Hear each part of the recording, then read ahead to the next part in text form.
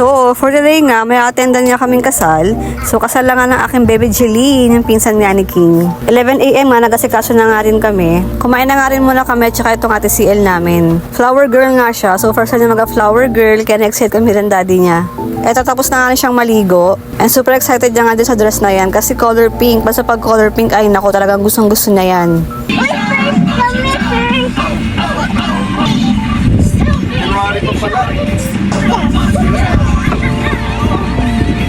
After ko nga siyang maayusan, syempre ang mami naman. Diyos ko, ang pangit na nga natong buhok ko. Kung hindi nga lang ako buntis, nagpareband na ako. Kaya for the gawa-gawa nga muna ako ng paraan para nga hindi ganyang kagulo yung buhok ko. Diyos ko. Nag-clean band na nga lang ako dyan. So naglagay ako ng gel. Tapos yung binili ko nga na extension hair. O, diba? Perfect. Kala mo talaga totoong buhok. And syempre, onting makeup para naman magbuka tayong tao doon. Diyos ko, day. And ayan na nga ate CL ko. So pretty. O diba? Napakagandang manika ko yan. And ready na nga umalis sa mga itik na ito. Ay teka, isang aura pa pala dyan.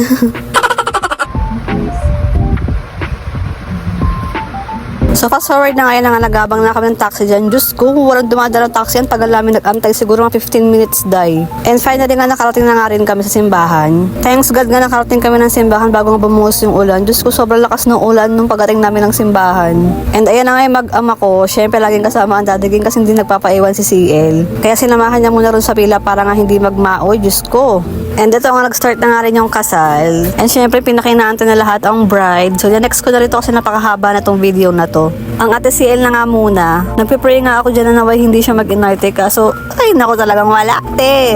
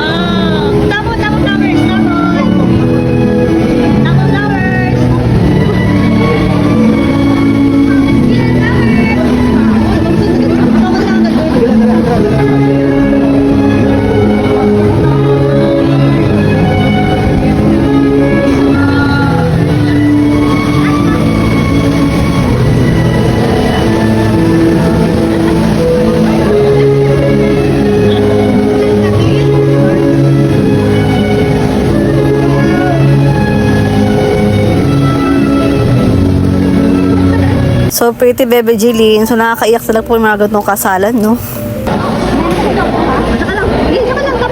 Thank you.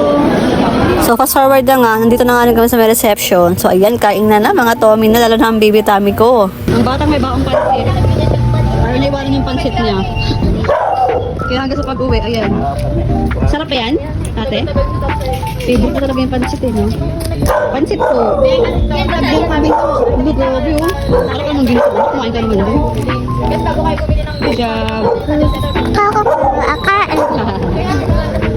So fast forward na nga, nakauwi na nga kami sa bahay. So itong mga bandang 11 PM na to kasi mga nagutom na day. Ang last na kain kasi namin dun sa simbahan is 5 o'clock. Kaya yan, ginutom na. And after nga kumain, ayan, Daddy King nagugas na nga ng pinggan. So ngayon nga, ganyan niya ang routine ng Daddy King. So siya lahat sa gawaing bahay dahil bawal pa nga ako magkikilos. Like magsae, magugas ng pinggan, magpaligo kay CL, magwash ng pupo, lahat basta sila at si Daddy King. Kaya super thankful nga ako dyan dahil napaka-maintindihan tsaka napaka-caring. Ay.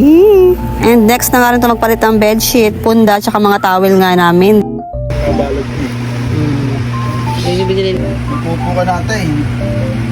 Game! Ready? Game! Ito yung ano kami! Go! Wow, laking tulong ah. Akyat. Wait. Balik mo yun. Uy! Ang upuan ko! Upo lang po ako.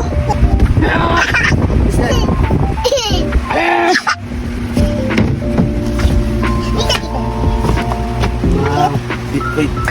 Ay! Oh! Si Daddy na, sige na. Hindi marunong ba yan? Kala ko atin ka na.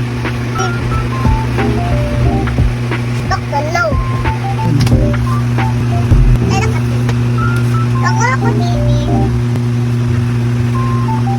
Ang color ng hangin.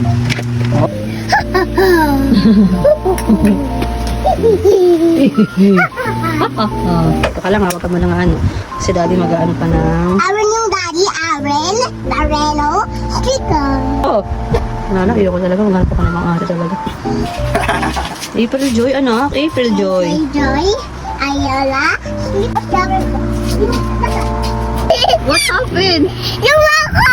Huh? Mouth ko. Yung mouth mo? What happened sa mouth mo? Nakita, natagpo po yung tuwalya. Ayos. George. George. Hello, Mama na Banji. Cheat. Oh, bago na ako. Hello, Mama na Banji. Hello, Mama na Banji. Hello, Bye-bye. Mama na Banji. Bye-bye. Good Hello, night. Mama na Banji. Ayan nga, tapos na rin ang gawaing bahay, mga pagoda na at antok. So, hanggang dito lang nga lang. So, thank you for watching. Bye!